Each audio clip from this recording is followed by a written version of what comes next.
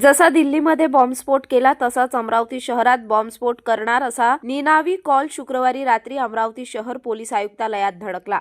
या निनावी कॉलने अमरावती शहरात रात्री पोलीस वर्तुळात एकच खळबळ उडाली। पोलीस आयुक्त अरविंद सावरिया, पोलीस उपायुक्त गणेश शिंदे, श्याम घुगे यांनी तत्काळ सूत्रे हलविले। बडनेरा, सिटी कोतवाली, राजापेठ, नागपुरी गेट, गाडगेनगर, फैजरपुरा पोलिसांना तत्काळ अलर्ट करण्यात आला। 28 नोव्हेंबर शुक्रवारी रात्री अनेक पोलीस अधिकारी, पोलीस कर्मचाऱ्यांनी राजकमल चौक, चित्रा चौक, जयस्तंभ चौक, इरविन चौक आदी चौकात सर्च मोहीम राबविण्यात आली। तर 6 पोलीस स्टेशनच्या हद्दीत नाकाबंदी करून प्रत्येक वाहनाची कसून तपासणी करण्यात आली। एवढेच नाही तर खासगी बससह राज्य परिवहन विभागाच्या बसेसमध्ये सुद्धा तपासणी मोहीम राबवली। या दरम्यान सायबर पोलिसांच्या वतीने त्या निनावी कॉलचा शोध घेण्यात आला असता निनावी कॉलचे लोकेशन इंदोरला मिळून आले। लगेच पोलिसांनी तत्काळ इंदोर पोलिसांसोबत संपर्क साधून माहिती देण्यात आली।